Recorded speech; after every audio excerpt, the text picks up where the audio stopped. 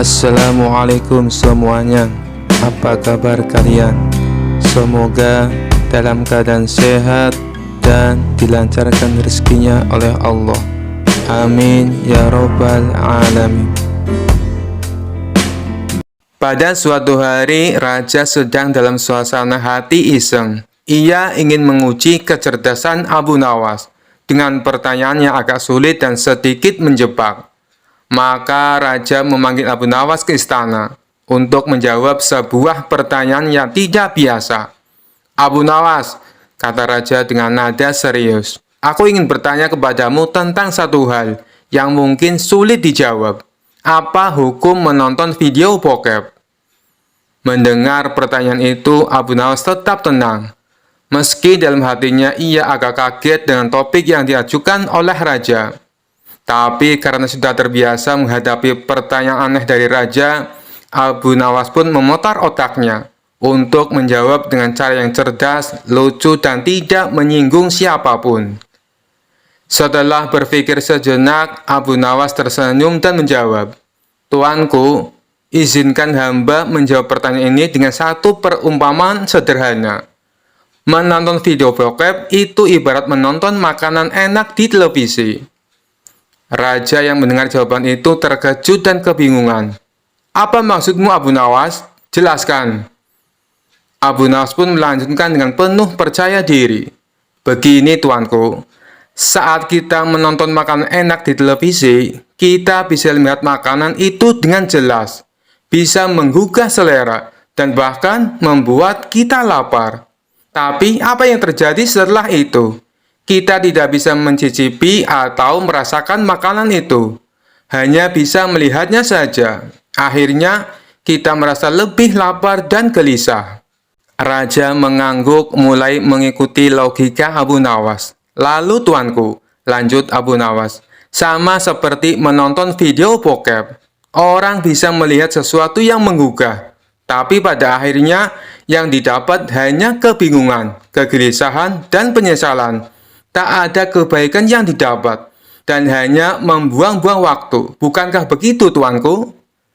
Raja tertawa mendengar jawaban Abu Nawas yang cerdas dan mengena.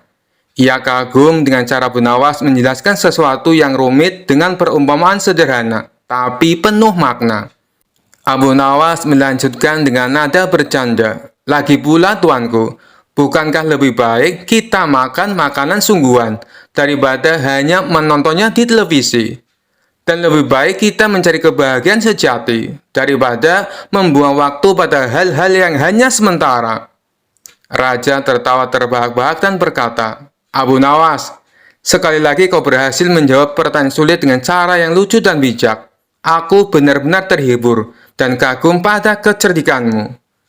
Dan dengan itu, Abu Nawas berhasil menghindari jebakan pertanyaan sulit dari raja dengan kecerdasannya yang luar biasa, sambil memberikan pelajaran berharga tentang pentingnya menjauhi hal-hal yang tidak bermanfaat. Kisah selanjutnya. Dikisahkan suatu hari Abu Nawas memutuskan untuk memesan baju baru ke tukang jahit favoritnya. Dia adalah Tuan Jaya. Namun sejak awal Abu Nawas sudah tahu reputasi Tuan Jaya yang terkenal sebagai tukang jahit yang ceroboh. Abu Nawas dengan senyum ceria datang ke tempat Tuan Jaya dan berkata, "Tuan Jaya, saya ingin baju yang istimewa yang bisa membuat saya terlihat lebih tampan dan pintar. Bisa dibuatkan?" Tuan Jaya yang tahu dirinya tidak begitu mahir dalam membuat baju istimewa hanya mengangguk ragu-ragu. "Tentu, Tuan Abu Nawas, saya akan berikan yang terbaik." Beberapa hari kemudian, Abu Nawas datang untuk mengambil baju yang sudah jadi. Begitu melihat hasilnya, Abu Nawas terkejut. Bajunya terlihat aneh, lengan kanan lebih pendek dari lengan kiri, dan kancingnya tampak terpasang sembarangan. Abu Nawas tidak bisa menahan tawanya. "Wah, Tuan Jaya, ini bukan baju, tapi karya seni yang sangat unik. Saya belum pernah melihat baju seaneh ini sebelumnya." Tuan Jaya merasa agak malu dan berkata, Maaf ya Tuan Abu Nawas. Mungkin ini adalah inovasi baru saya dalam dunia fashion. Abu Nawas dengan santai menjawab, "Ah, Tuan Jaya, Anda memang seorang pelopor fashion yang luar biasa. Mungkin nanti ini akan menjadi tren di seluruh negeri. Baju penuh kreativitas dari Tuan Jaya." Keduanya pun tertawa bersama, sambil Abu Nawas tetap memakai baju unik buatan Tuan Jaya. Meskipun tidak sempurna, baju tersebut membuat semua orang di kota tertawa melihatnya dan menjadikan Abu Nawas sebagai pusat perhatian. Kisah selanjutnya. Kisah Abu Nawas kali ini berawal dari Baginda Raja yang memiliki seorang menteri kepercayaan dan senantiasa mendampinginya. Menteri itu bernama Abu Jahal. Namun kepercayaan yang diberikan oleh Baginda Raja sering dimanfaatkan oleh Abu Jahal untuk memperkaya diri. Terkadang ia meminta upeti kepada rakyat dengan mengatasnamakan Baginda Raja. Hal ini tentu saja membuat Abu Nawas geram, tapi tidak berani mengadukannya kepada Baginda Raja. Sebab dengan kedudukan yang dimiliki, Abu Jahal bisa saja memutarbalikkan fakta dan menuduh Abu Nawaslah pelakunya. Seiring berjalannya waktu, penasihat istana meninggal dunia. Baginda Raja sangat kehilangan dan belum bisa menemukan penggantinya. Jadi untuk sementara waktu jabatan penasihat istana masih kosong, belum ada yang mendudukinya. Kesempatan ini segera dimanfaatkan Abu Jahal. Ia ingin sekali menduduki jabatan tersebut. Dengan begitu ia bisa lebih leluasa mempengaruhi Baginda Raja. Segala cara Abu Jahal lakukan. Di depan Baginda Raja, Abu Jahal terus mencari muka agar terpilih menjadi penasehat istana. Tapi sayangnya ambisi Abu Jahal ini harus kandas di tengah jalan. Karena tidak berapa lama Baginda Raja justru memilih Abu Nawas untuk menjadi penasehat istana. Keputusan Baginda Raja ini tentu saja membuat Abu Jahal kecewa, sehingga ia menaruh dendam kepada Abu Nawas. Suatu hari ketika Abu Jahal melihat Abu Nawas sedang duduk bersama Baginda Raja, timbul pemikiran di kepalanya.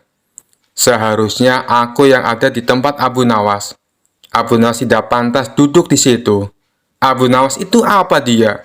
Tidak mampu mengurus masalah kerajaan. Pantasnya dia jadi pelawak istana. Gerutu Abu Jahal dalam hati. Merasa kecewa dengan keputusan Baginda Raja, Abu Jahal lalu menyampaikan keberatan. Pada suatu hari saat Baginda Raja sedang duduk sendirian di singgasananya, Abu Jahal menghadap dan berkata, "Ampun Paduka yang mulia, hamba izin menghadap Baginda Raja." Baginda Raja terkejut melihat Abu Jahal yang tiba-tiba menghadapnya. "Ada apa Abu Jahal? Apa yang ingin kau sampaikan?" tanya Baginda Raja.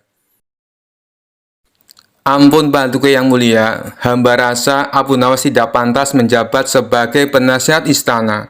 Karena menurut hamba, dia tidak tahu apa-apa soal negara. Abu Nawas itu apa kelihayannya? Cuma melucu," tutur Abu Jahal.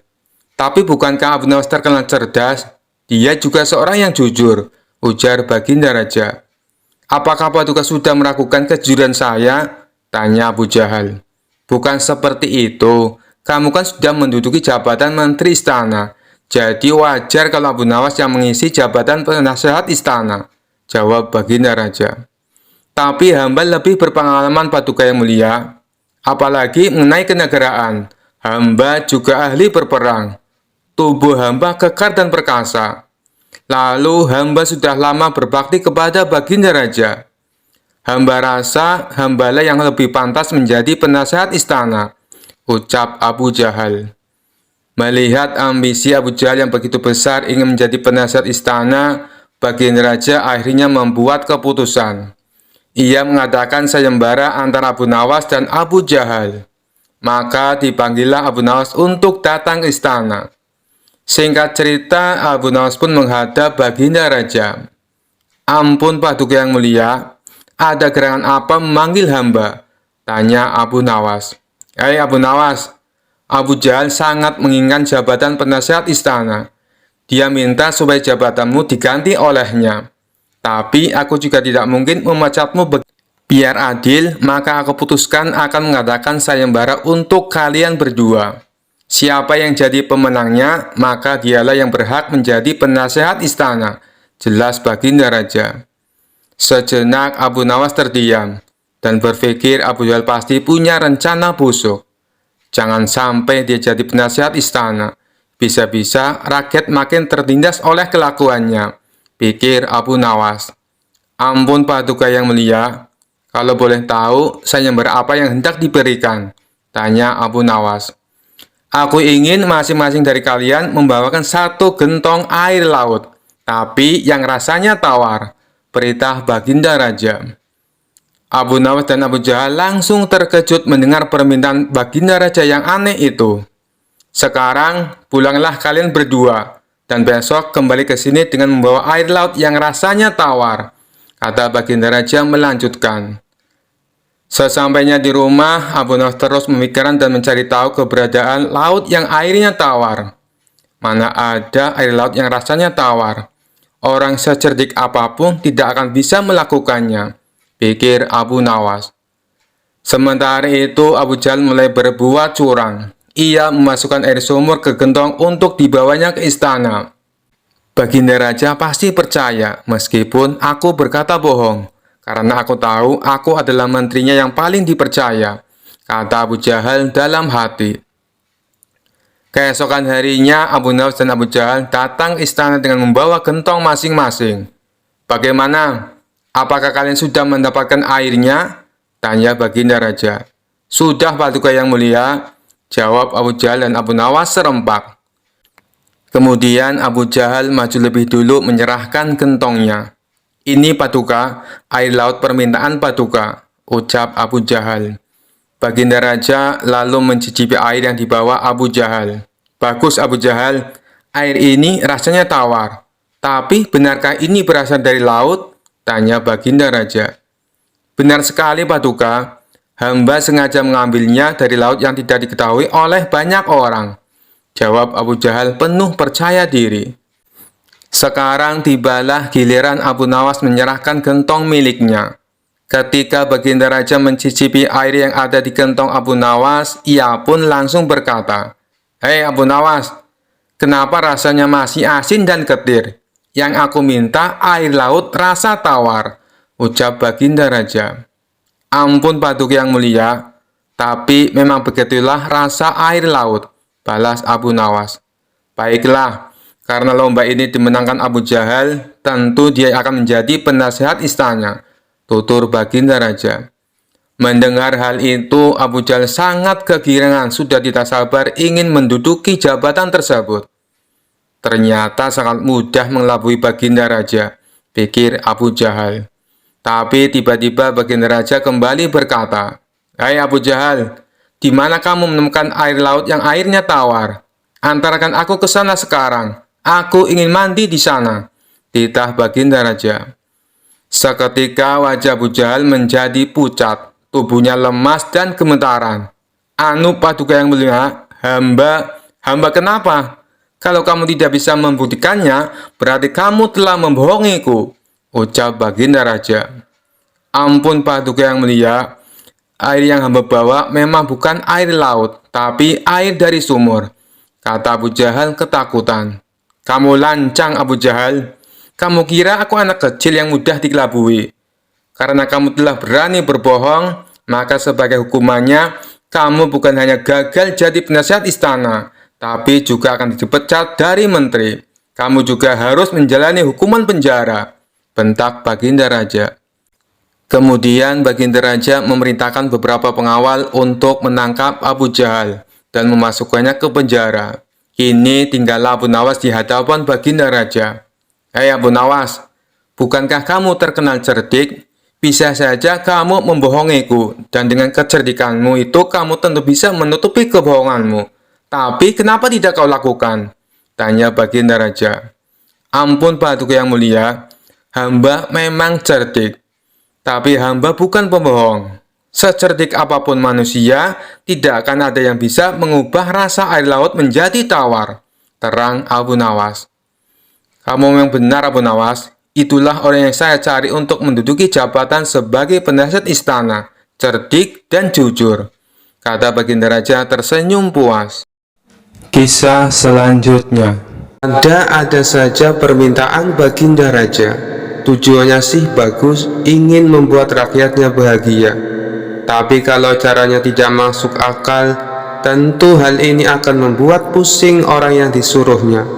Siapa lagi kalau bukan Abu Nawas?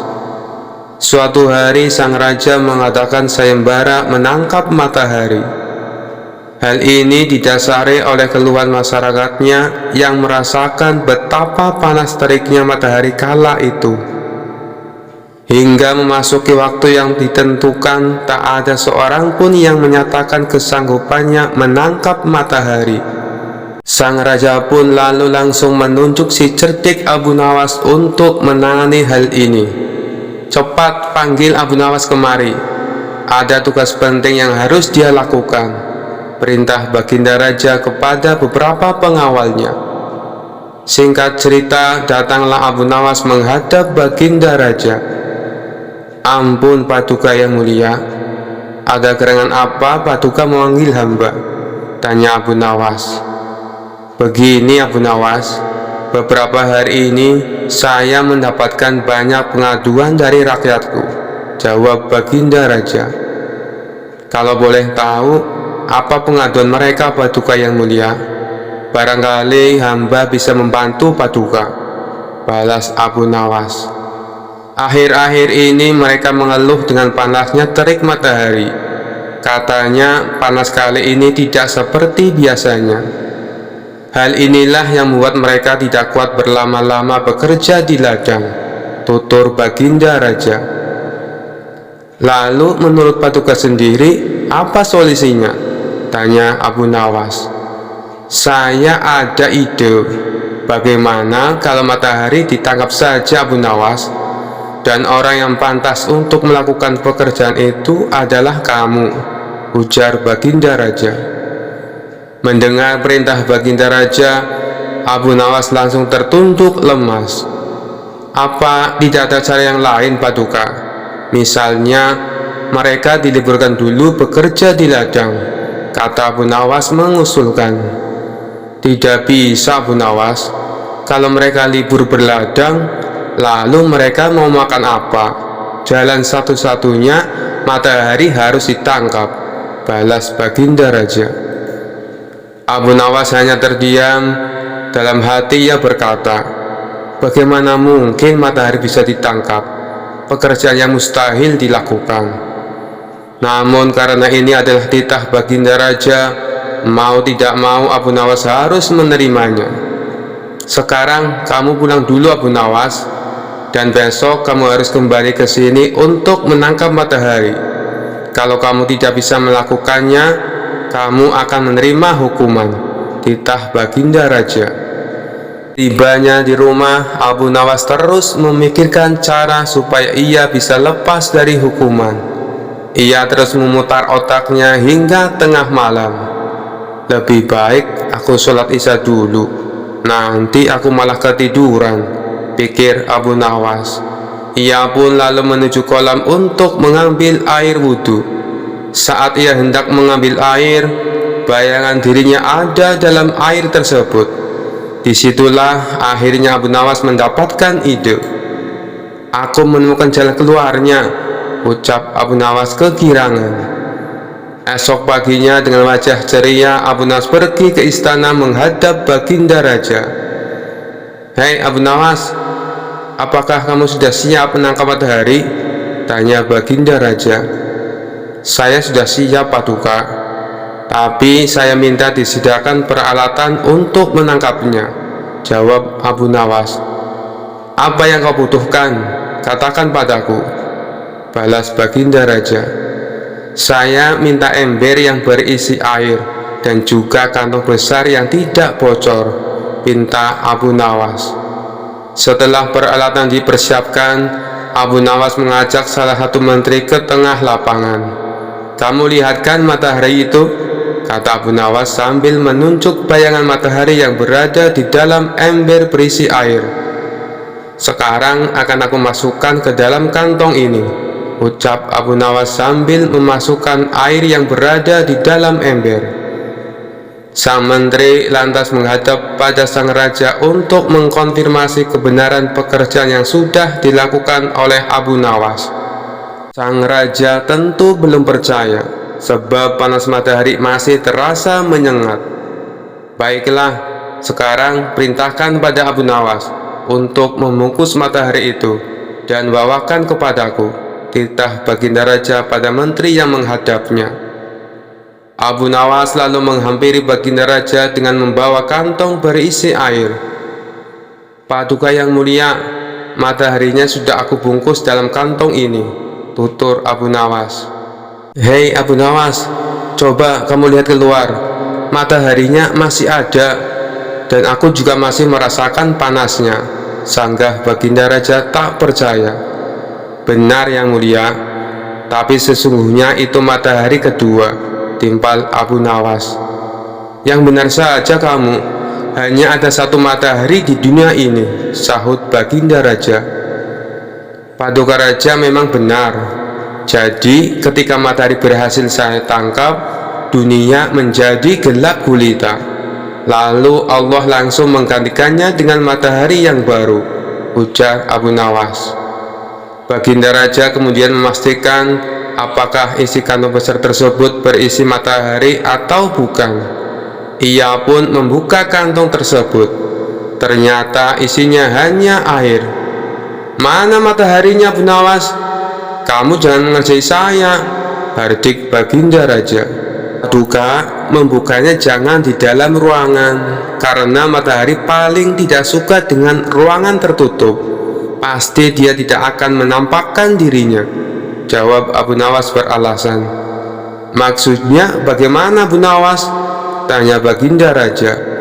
Matahari hanya mau menampakkan dirinya kalau dia melihat ada saudaranya di atas, ujar Abu Nawas. Lalu Abu Nawas mengajak baginda raja ke tengah lapangan dengan membawa kantong yang berisi air. Nih, saya buka kantongnya baginda. Tuh kan ada mataharinya, tutur Abu Nawas sambil menunjukkan kepada baginda raja. Baginda raja hanya bisa geleng-geleng kepala dengan kecerdikan Abu Nawas. Kisah selanjutnya. Kisah ini berawal ketika baginda raja baru pulang dari negeri seberang. Ia pun menceritakan pengalamannya selama tinggal di sana, termasuk mengenai seorang pengawal pribadi raja negeri seberang yang terkenal sakti. Si pengawal tersebut bisa muncul tiba-tiba tanpa diketahui dari mana ia datang. Mendengar cerita baginda raja, sang menteri pun merasa takjub. Maksud paduka, pengawal itu bisa muncul tiba-tiba? Tanya sang menteri merasa heran. Benar wahai menteriku, saat itu saya sedang duduk dengan raja negeri seberang. Tapi di samping kanan kirinya tak ada seorang pun pengawal. Lalu saya coba tanya kepadanya, kenapa pengawalmu tidak mendampingi? Dia malah tersenyum. Kemudian dia teriak memanggil pengawalnya. Tiba-tiba di hadapan kami sudah berdiri seorang pengawal, yang entah datangnya dari mana, kata baginda raja menjelaskan. Bisa jadi pengawal tersebut sebenarnya adalah jin paduka, timpal sang menteri.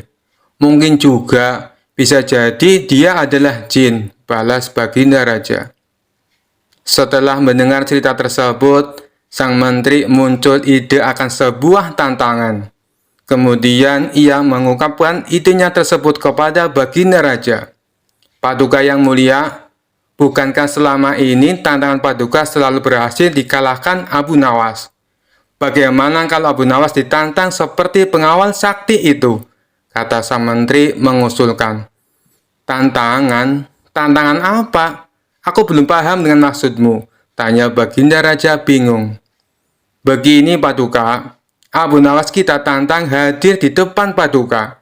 Tapi tidak boleh dengan jalan kaki, tidak boleh berkendaraan, dan tidak boleh kelihatan. Dia harus datang tiba-tiba seperti pengawal itu, kata sang menteri menjelaskan. Bagus sekali ide kamu, saya setuju. Kali ini Abu Nawas pasti akan kalah. balas Baginda Raja kegirangan. Tanpa membuang-buang waktu, Baginda Raja langsung memerintahkan beberapa pengawal untuk memanggil Abu Nawas. Singkat cerita, datanglah Abu Nawas menghadap Baginda Raja. "Wahai Abu Nawas, apakah kamu masih berani menerima tantanganku?" tanya Baginda Raja. "Tentu saja saya berani, Paduka. Tapi saya perlu tahu apa impiannya kalau saya berhasil," kata Abu Nawas balik bertanya. "Karena tantangan ini sangat sulit dan mustahil, hadiahnya akan aku tambah menjadi 1000 dinar. Tapi bila kamu gagal, sebagai hukumannya, kamu harus memandikan kuda-kuda istana selama sebulan. Dan semua hadiah yang selama ini aku berikan harus kamu kembalikan. Karena hadiah tersebut akan aku serahkan kepada menteriku. Sebab dialah yang punya ide tantangan ini. Apa kamu bersedia?" tanya Baginda Raja kembali. Mendengar hadiah yang begitu besar, spontan Abu Nawas langsung tergiur.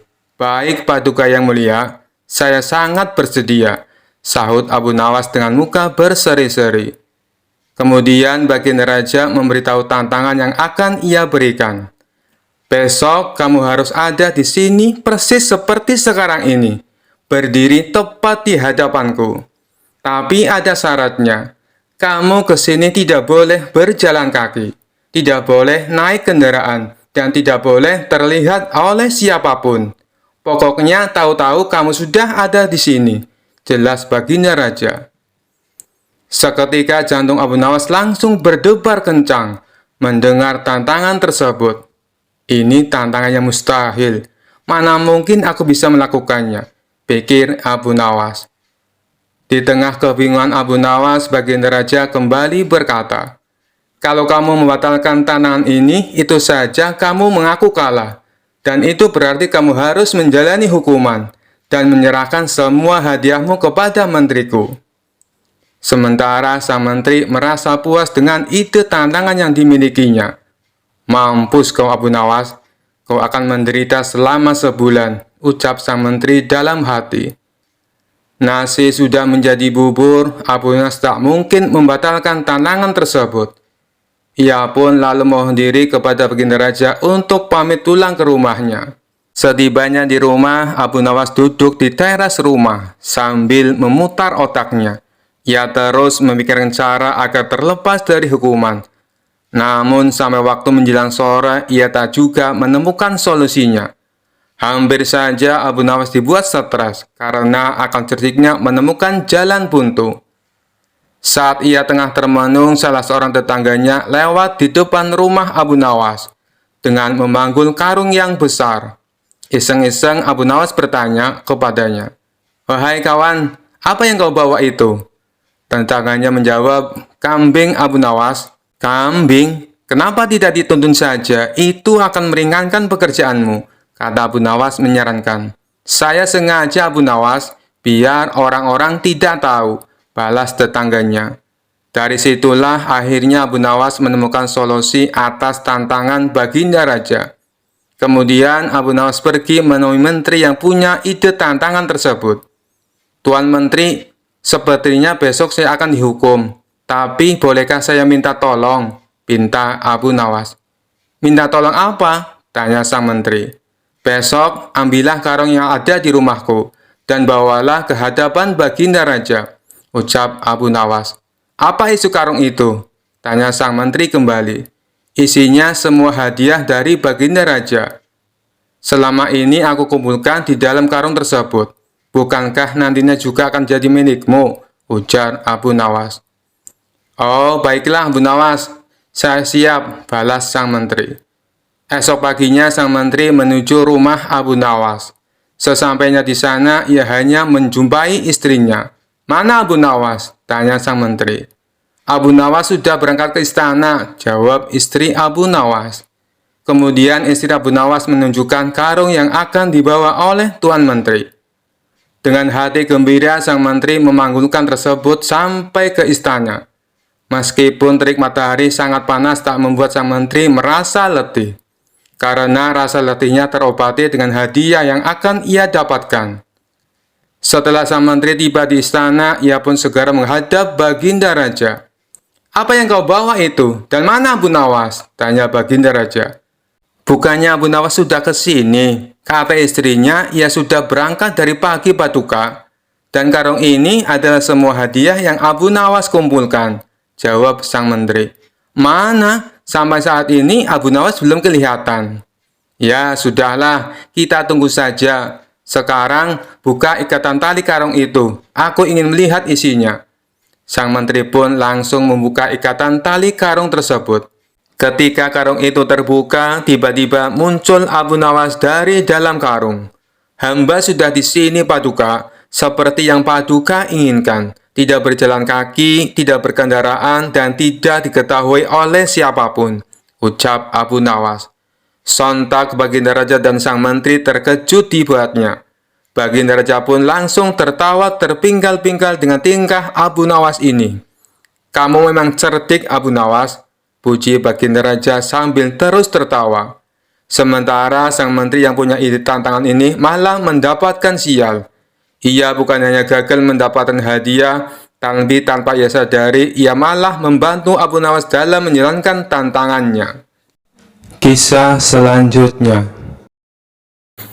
Kala itu sejumlah penduduk Baghdad berkumpul di depan istana Khalifah Harun al-Rasyid.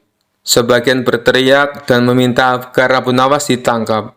Para penduduk protes karena baliho raksasa milik Abu Nawas yang dipasang di depan rumahnya berbunyi, "Dijual cepat matahari Baghdad, siapa cepat dapat bonus anak unta." Penduduk lainnya merasa panik dan kasak-kusuk di depan istana. Mereka takut sekaligus bingung. Jika matahari Baghdad dijual, bagaimana mereka bisa hidup? "Abu Nawas, kamu serius mau menjual matahari?" tanya Khalifah Harun al-Rasyid sambil mengamati massa yang membeludak di depan istananya.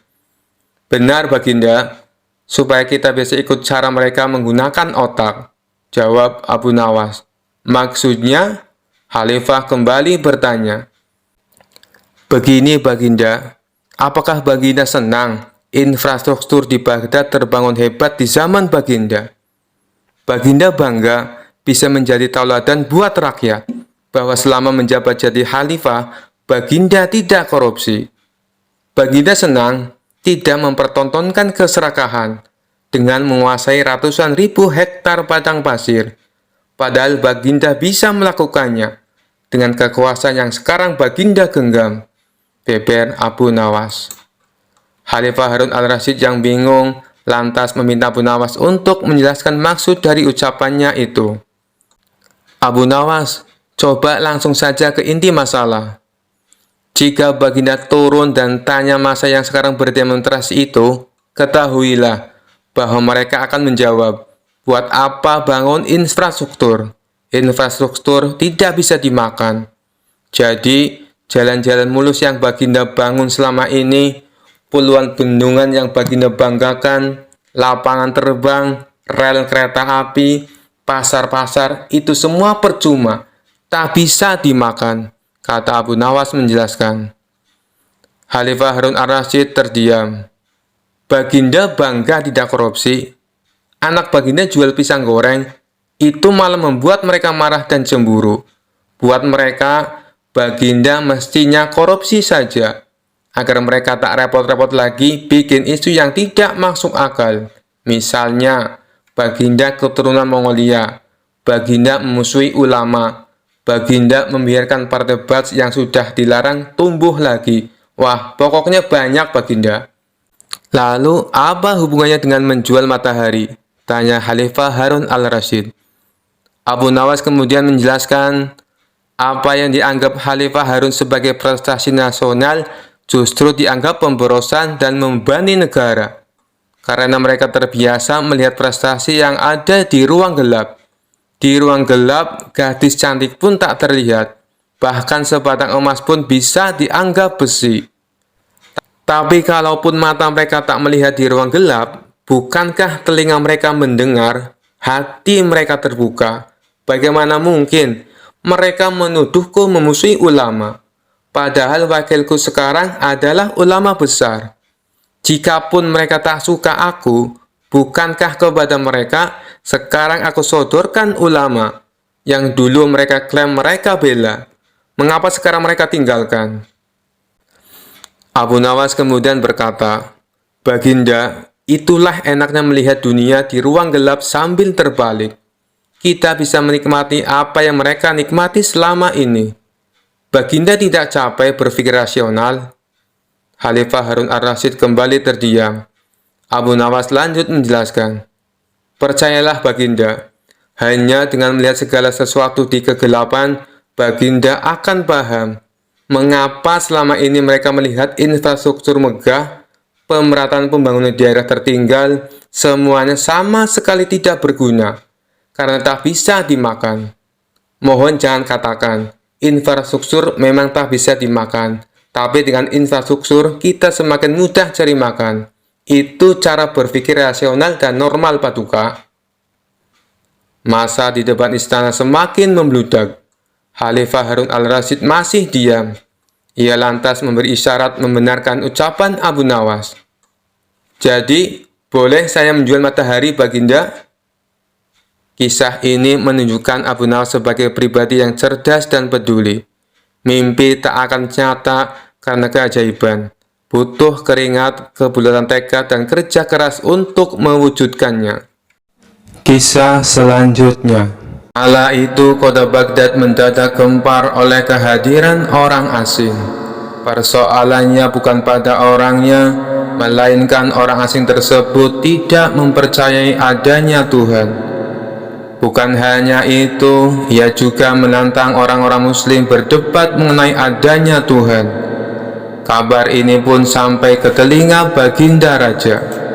Karena dianggap bikin resah masyarakat, orang asing ini lalu dipanggil ke istana. "Apa tujuanmu membuat onar di negeri kami?" tanya Baginda Raja. Orang asing ini menjawab, "Untuk apa mengaku bertuhan kalau tidak bisa menjawab pertanyaanku?" Kemudian Baginda Raja bertanya kembali, "Apakah kamu tidak percaya adanya Tuhan?"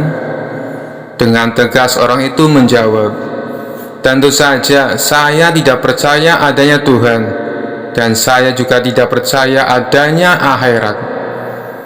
Mendengar itu Baginda Raja sempat terkejut. "Tapi saya dan rakyatku percaya adanya Tuhan. Berarti keyakinan kita berbeda. Jadi jangan ganggu rakyatku," tegas Baginda Raja. "Kalau Paduka Raja percaya adanya Tuhan, bisakah Paduka menjawab 3 pertanyaanku?" tanya orang asing tersebut. "Silahkan," balas Baginda Raja. Pertanyaan pertama, orang Islam meyakini bahwa dunia dan seisinya adalah ciptaan Allah. Lalu, siapakah yang menciptakan Allah? Bukankah sesuatu yang ada pasti ada penciptanya? Pertanyaan yang kedua, katanya di dalam surga manusia tidak akan berak ataupun kencing, sedangkan mereka makan dan minum setiap hari. Bagaimana mungkin ini bisa terjadi? Padahal segala sesuatu yang akan dimasukkan pasti akan keluar, entah itu dengan bentuk yang lain. Dan pertanyaan yang ketiga, orang Islam meyakini kalau setan terbuat dari api, tapi katanya setan akan disiksa dengan api neraka. Mana mungkin api bisa menyakiti api? Mendengar pertanyaan orang asing itu, Baginda Raja hanya terdiam. Bisa saja ia menjawab berdasarkan hadis dan Al-Quran, tapi karena yang dihadapi adalah orang yang tidak percaya Tuhan, maka dijawabnya harus dengan logika. Kemudian salah satu menterinya membisikkan kepada Baginda Raja, "Paduka, kalau soal beginian serahkan saja pada Abu Nawas. Dia pasti bisa mematahkan argumen orang asing itu." Baginda Raja menyetujui usulan menterinya. Maka dipanggillah Abu Nawas ke istana. Singkat cerita, Abu Nawas pun datang menghadap Baginda Raja. Ia lalu dipersilakan duduk di sampingnya. "Ada apa, Paduka? Kenapa tiba-tiba memanggil hamba?" tanya Abu Nawas. Begini Abu Nawas, orang asing ini tidak percaya adanya Tuhan, dan dia mengajukan 3 pertanyaan, tapi jawabannya harus masuk akal, ujar Baginda Raja. Sekilas Abu Nawas menatap orang asing tersebut. Oh, ini orangnya yang bikin gempar kota Baghdad, pikir Abu Nawas. Abu Nawas lalu menghampiri orang asing itu dan duduk tepat di hadapannya. Silahkan, apa yang ingin kau tanyakan? Ucap Abu Nawas dengan penuh percaya diri. Orang asing tersebut memulai pertanyaannya. Anda sebagai orang muslim tentu percaya bahwa segala sesuatu, baik yang terlihat maupun yang tidak terlihat, pasti ada yang menciptakan. Iya, tentu saja, saya percaya, jawab Abu Nawas. Sekarang saya mau bertanya, siapakah yang menciptakan alam semesta dan seisinya? Tanya orang asing itu. Yang menciptakan alam semesta dan seisinya adalah Allah Tuhan saya, jawab Abu Nawas. Oh, baiklah. Lalu siapakah yang menciptakan Allah? Bukankah tadi Anda mengakui bahwa segala sesuatu, baik yang terlihat maupun tidak terlihat, pasti ada yang menciptakan? Tanya orang asing itu kembali. Sejenak Abu Nawas terdiam. Ia pun lalu berkata, Anda pasti tahu kalau kami selaku orang Islam mengakui hanya ada satu Tuhan. Kita istilahkan saja Tuhan dengan angka 1. Sekarang gantian aku yang bertanya. Angka 3 berasal dari angka berapa? Tanya Abu Nawas. Angka 3 berasal dari angka 2 ditambah 1, jawab orang asing tersebut. Tepat sekali. Kalau angka 2 berasal dari angka berapa? Tanya Abu Nawas kembali. Angka 2 berasal dari angka 1 ditambah 1, jawab orang asing itu. Benar sekali. Sekarang kalau angka 1 itu sendiri berasal dari angka berapa? Tanya Abu Nawas. Orang itu kaget dengan pertanyaan tersebut. Ia hanya terdiam tak bisa menjawabnya. Kemudian Abu Nawas berkata kembali, pada intinya semua angka pasti ada awalnya, entah itu angka 5, angka 4, ataupun angka 10. Dan angka-angka tersebut diibaratkan alam semesta ciptaan Allah. Apabila kamu bertanya siapa yang menciptakan Allah, sama halnya saya bertanya dari mana angka 1 itu ada. Kamu pasti tidak akan bisa menjawabnya, jelas Abu Nawas. Orang itu pun langsung terdiam merenungi kata-kata Abu Nawas. Untuk jawabanmu atas pertanyaanku yang pertama masuk akal juga. Sekarang pertanyaan yang kedua. Kalian sebagai muslim pasti meyakini kelak hidup di surga tidak akan berak dan kencing. Padahal di sana kalian makan dan minum setiap hari. Mana mungkin itu bisa terjadi? Jelaskan padaku, tanya orang asing tersebut. Baik, akan saya jelaskan. Selama kamu dalam kandungan rahim ibumu, tentunya kamu makan dan minum, bukan? Karena menurut ilmu medis, seorang janin memakan sesuatu yang dimakan ibunya. Lalu ketika kamu dalam kandungan ibumu selama 9 bulan, apakah kamu pernah berak ataupun kencing? Untuk kedua kalinya pertanyaan orang asing itu bisa dijawab dengan mudah oleh Abu Nawas. Baik, jawabanmu masuk akal. Sekarang pertanyaan terakhir. Kalian sebagai muslim pasti meyakini kalau setan terbuat dari api dan neraka juga terbuat dari api. Tapi yang membuat saya heran, katanya setan akan disiksa dengan api neraka. Mana mungkin api bisa menyakiti api? Itu hal konyol yang pernah saya dengar, ujar orang asing tersebut. Bisakah kamu menjelaskannya? Tanyanya kemudian. Sebelum aku menjawab pertanyaan yang terakhir, aku ingin kita saling berjanji. Apapun jawabannya, kamu tidak boleh marah, pinta Abu Nawas. Tentu saja saya tidak akan marah. apalagi kalau jawabannya masuk akal, balas orang asing tersebut. Tiba-tiba Abu Nawas menampar pipi orang asing itu dengan sangat keras. Baginda Raja dan orang-orang yang hadir terkejut dibuatnya. "Hei, apa-apaan ini? Kalau tidak bisa menjawab, jangan emosi. Apalagi sampai main pukul kayak gini," protes orang asing itu. "Siapa yang emosi?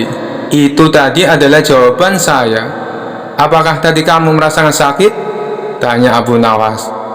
"Tentu saja saya sakit," jawab orang itu sambil memegang pipinya. "Coba kamu perhatikan tangan saya. Bukankah tangan saya terbuat dari tulang dan daging? Begitu juga dengan pipi kamu. Tapi ketika tangan saya ditamparkan ke pipi kamu, kamu langsung kesakitan." Itulah gambaran sederhana. Kalau api neraka bisa menyakiti setan, setan pasti akan merasa kesakitan, meskipun ia sama-sama terbuat dari api, kata Abu Nawas menjelaskan. Orang tersebut lalu terdiam. Ia tak bisa membantah argumen Abu Nawas. Sementara Baginda Raja dan orang-orang istana kagum atas kecerdikan Abu Nawas. Kisah selanjutnya. Dikisahkan Abu Nawas mempunyai tetangga seorang tuan tanah yang kaya raya. Hampir seluruh penduduk desa bekerja di perkebunannya. Namun tuan tanah tersebut mempunyai sifat pelit dan bahil. Tak hanya itu, selain berprofesi sebagai tuan tanah, ia juga menjadi rentenir. Hal inilah yang membuat Abu Nawas resah. Selaku ulama sufi, ia ingin membuat tetangganya itu bertobat atas perbuatannya. Setelah merenung agak lama, akhirnya Abu Nawas menemukan ide yang cemerlang. Pada esok harinya, Abu Nawas menemui kawan-kawannya yang lagi tongkrongan di warung. "Tadi malam aku mimpi dapat wangsit yang tidak bisa aku tolak," ucap Abu Nawas membuka percakapan. Salah satu kawan Abu Nawas bertanya, "Apa isi wangsit dalam mimpimu?" Abu Nawas menjawab, "Aku mendapatkan wangsit, apapun yang titipan padaku, maka akan beranak." "Maksudnya bagaimana wahai Abu Nawas?" tanya mereka bingung. "Kalau kalian menitipkan padaku satu ayam, maka dalam beberapa hari ayamnya akan beranak, dan ayam kalian akan menjadi bertambah. Begitu pula bila kalian menitipkan uang atau aku meminjam uang, maka beberapa hari kemudian uang kalian akan beranak, dan tentunya uang kalian akan bertambah," jelas Abu Nawas. Sebagian kawannya ada yang percaya, ada juga yang tidak percaya. Jangan-jangan ini cuma akal bulus Abu Nawas untuk meminjam uang. "Nanti sore aku akan meminjami 1 ekor kambing kepadamu," ucap salah satu dari mereka. Yang lain menimpali, "Aku akan meminjami uang 2 dinar. Silakan, silakan," dengan senang hati, balas Abu Nawas. Setelah 5 hari berlalu, ternyata benar, kambing dan uang yang dipinjamkan kepada Abu Nawas menjadi beranak. Yang meminjami 1 ekor kambing, dikembalikan Abu Nawas menjadi 3 ekor kambing. Yang meminjami uang 2 dinar, dikembalikan oleh Abu Nawas menjadi 5 dinar. Berita tentang Abu Nawas tersebut tersebar ke seluruh penduduk desa, dan sampai ke telinga tuan tanah pelit yang menjadi rentenir. Dengan ditemani beberapa pengawalnya, tuan tanah itu mendatangi rumah Abu Nawas. "Wahai saudaraku Abu Nawas, adakah keperluan yang kau inginkan? Katakan saja, nanti aku bisa meminjamimu," ucap tuan tanah merayu. "Maaf tuan, saat ini saya tak lagi membutuhkan apa-apa," balas Abu Nawas. "Baiklah, nanti kalau kamu perlu apa-apa, datang saja padaku. Jangan sungkan-sungkan," timpal si tuan tanah dengan senyum yang ramah. "Baik tuan, kapan-kapan saya akan ke rumah tuan," ucap Abu Nawas. Tuan tanah dan para pengawalnya pun pamit pulang meninggalkan rumah Abu Nawas. Pada suatu sore, Abu Nawas merasakan lapar. ia tak mempunyai apapun di dalam rumah untuk dimakan. Kemudian Abu Nawas mendatangi tuan rumah untuk meminjam 3 butir telur. Dengan senang hati si tuan tanah menyambut dan meminjamkannya kepada Abu Nawas. 5 hari kemudian Abu Nawas mengembalikan telur yang dipinjamnya. Si tuan tanah menerimanya dengan senang hati. Di saat ia membuka bungkusan yang dibawa oleh Abu Nawas, jumlah telurnya bertambah menjadi 5. "Kok telurnya ada 5?" tanya tuan tanah pura-pura tidak tahu sembari tersenyum. "Tidakkah tuan mendengar kabar? Apapun yang saya pinjam pasti beranak," ujar Abu Nawas. Si tuan tanah pun tersenyum bahagia. Ia lalu menawarkan pinjaman-pinjaman lain kepada Abu Nawas. Namun Abu Nawas menolaknya dengan alasan sedang tidak butuh. Hingga pada suatu hari, Abu Nawas kembali mendatangi tuan tanah yang kaya raya itu. "Ada perlu apa, wahai saudaraku Abu Nawas?" tanya si tuan tanah. "Saya ingin meminjam uang 1000 dinar, jawab Abu Nawas. Jumlah uang yang terbilang cukup banyak. Dengan uang segitu bisa untuk menggaji seluruh karyawan tuan tanah selama sebulan.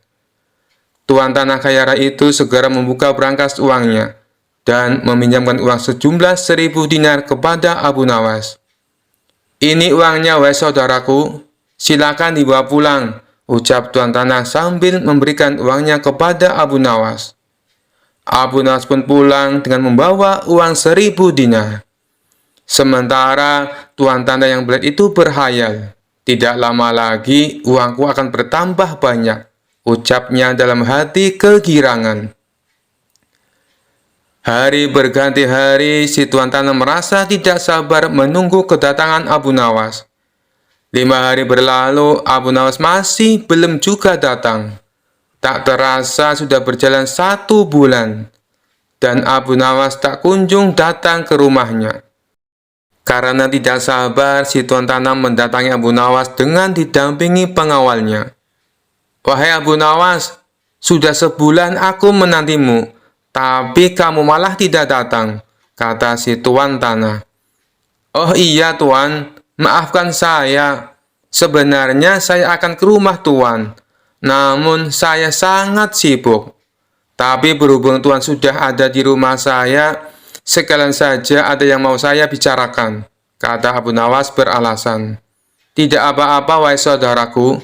Silakan, apa yang mau kau bicarakan?" balas si tuan tanah.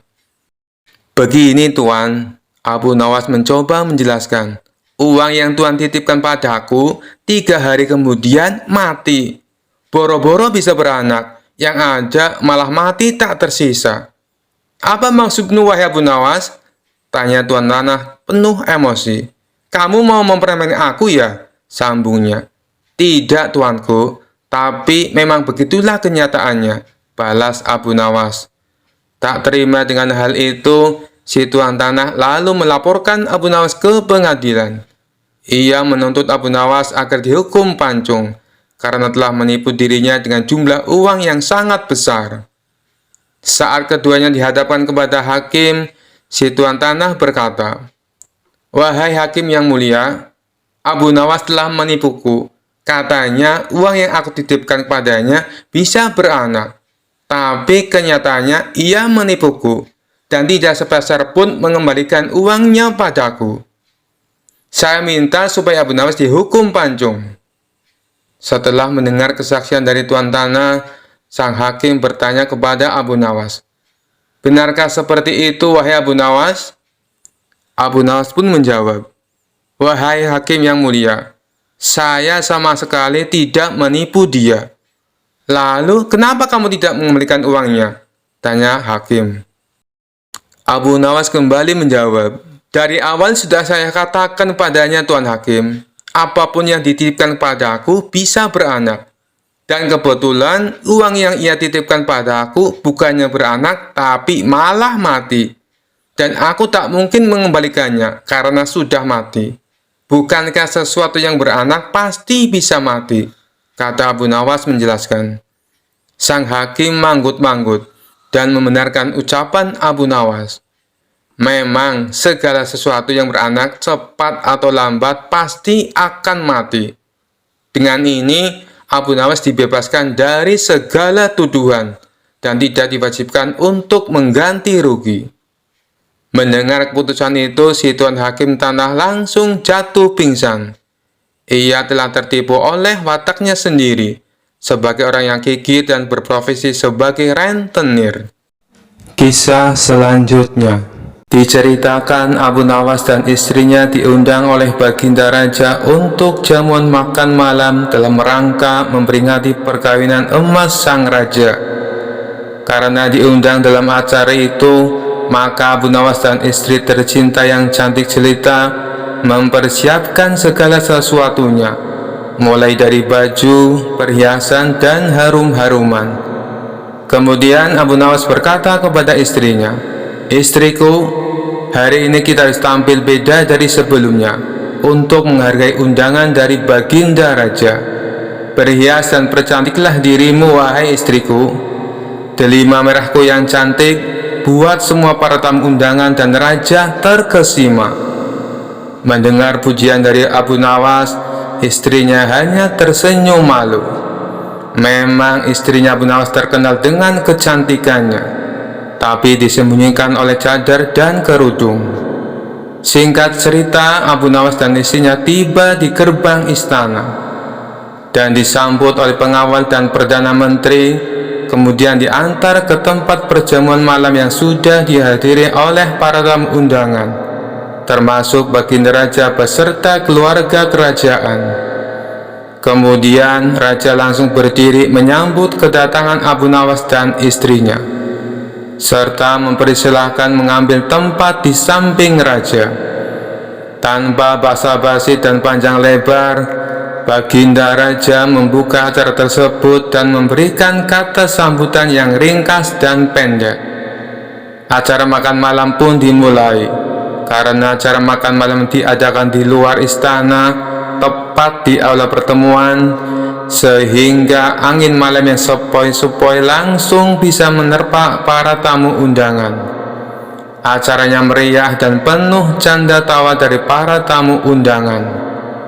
Tanpa diduga-duga, tiba-tiba cuaca mulai berubah dan angin mulai bertiup agak kencang. Tanpa disengaja, hembusan angin menerpa cadar dari istrinya. Hal itu membuat wajah istrinya Abu Nawas tersingkap dan terbuka. Para tamu undangan termasuk Raja melihat wajah dari sang istri. Semua orang terkesima tanpa terkecuali. Raja pun terkagum-kagum dibuatnya. Dengan cekatan dan sigap, Abu Nawas menutup cadar istrinya yang terbuka tadi.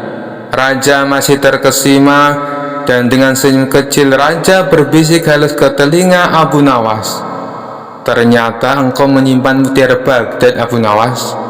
Kemudian Abu Nawas membalas bisikan Raja, "Justru karena mutiara, makanya saya sembunyikan dari tangan-tangan jahil yang tidak bertanggung jawab." Mendengar jawaban itu, wajah Baginda Raja berubah kemerah-merahan dan menahan malu. Singkat cerita, acara makan malam pun selesai. Para tamu undangan satu persatu meninggalkan aula pertemuan, hingga yang tertinggal hanya Baginda Raja dan Abu Nawas beserta istrinya. Kemudian Abu Nawas pun pamit kepada Raja, tapi langkahnya ditahan oleh Baginda Raja karena ada yang mau dibicarakan dengan Abu Nawas. Abu Nawas mencium gelagat aneh dari sang raja.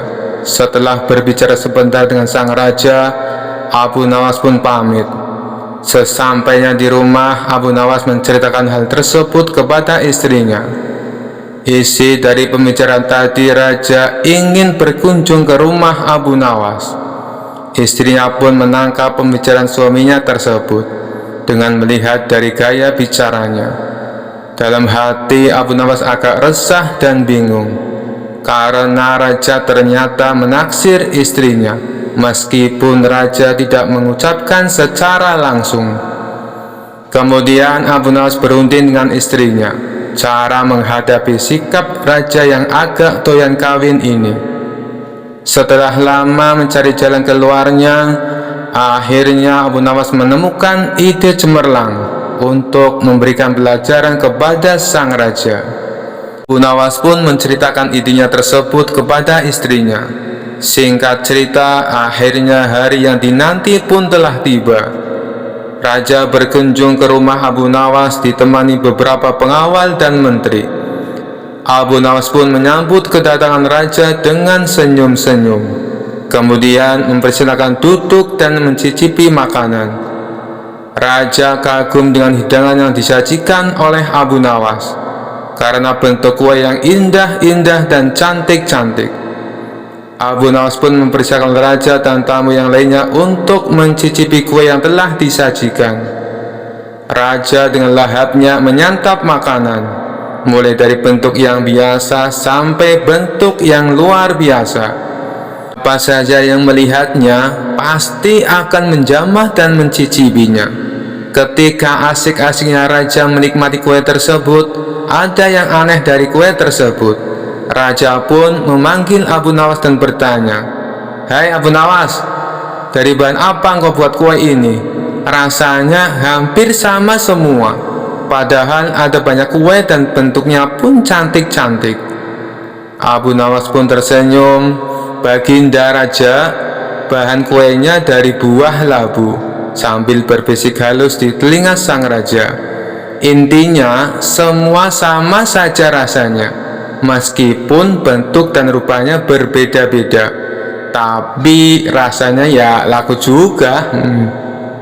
Mendengar itu raja tersentak kaget, dan dia menyadari kekeliruan yang dibuatnya selama ini. Sekian dulu perjumpaan kita kali ini. Sampai bertemu lagi di kisah-kisah selanjutnya. Terima kasih yang sudah subscribe dan setia menonton channel ini. Wassalamualaikum warahmatullahi wabarakatuh.